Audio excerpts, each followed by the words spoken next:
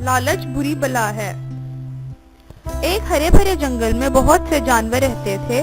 جنگل میں ایک ندی بھی تھی جہاں جنگل کے تمام جانور پانی پیتے تھے۔ ارد گرد جھاڑیوں کے جھنڈ تھے، رنگ برنگے پھولوں کی بیلیں تھیں اور سرسبز شاداب پھلدار درخت بھی تھے۔ ان میں بادام، اخروٹ بھی تھے۔ پھولوں کی بہتات تھی جس کی وجہ سے جگہ جگہ شہد کے چھتے لگے ہوئے تھے۔ شہد ریچھ کو بہت مرغوب ہے۔ شہد کا چتھا دیکھ کر اس کے منہ میں پانی بھر آیا۔ ایک پتے سے درخت پر گلہری رہتی تھی۔ گلہری ایک محنتی جانور ہے، دن بھر ادھر ادھر بھاگ کر بادام، اخروٹ اور شہد کا ذخیرہ کرتی ہے تاکہ برے وقت کام آ سکے۔ گلہری ایک صاف ستھرا جانور ہے اور اپنے ارد گرد کا ماحول زرد پتوں اور چھوٹی ٹہنیوں سے صاف رکھتی ہے۔ ایک دن وہ اپنے گھر میں صفائی کر رہی تھی کہ ایک ریچھ بھٹکتا ہوا خوراک کی تلاش میں آ نکلا۔ اسے دیکھ کر گلہری درخت پر چڑھ گئی۔ ریچھ کا دھیان اس کے گھر کی طرف گیا۔ اس نے دیکھا کہ وہاں بہت بادام، اخروٹ اور شہد جمع ہے۔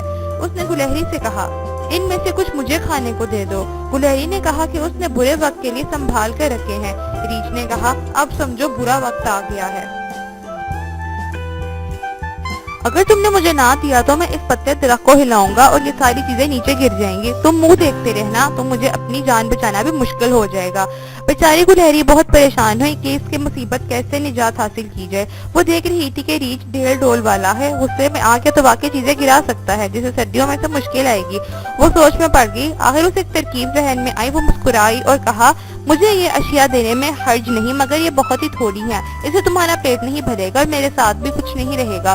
مجھے اس جگہ کا علم ہے، وہاں بہت سا شہد، بادام اور اخروٹ ہیں۔ یہ سن کر ریچھ کے منہ میں پانی آ گیا۔ اس نے جلدی سے کہا، جلدی کرو، مجھے وہ جگہ دکھاؤ۔ گلہری نے کہا، میں تمہارے اوپر بیٹھتی ہوں، وہاں تک چلتے ہیں۔ ریچھ خوشی خوشی مان گیا۔ گلہری اس کے سر پر بیٹھ کر کہا، سیدھا چلو، بائیں سے دائیں چلو، ادھر سے سیدھے سے ادھر سے بائیں، دائیں ذرا تیز، بائیں دائیں۔ ریچھ زیادہ شہد کی لالچ میں بھاگتا رہا۔ گلہری نے کہا، اب رک جاؤ۔ ریچھ کی سانس پھول گئی۔ گلہری نے اسے اترتے ہوئے کہا، سیدھا غار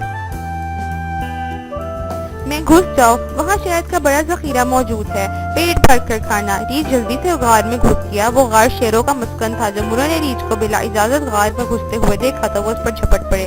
بھوکے ریچھ نے بڑا مقابلہ کیا مگر شیروں کے سامنے نہ ٹھہر سکا اور جان کی بازی ہار گیا۔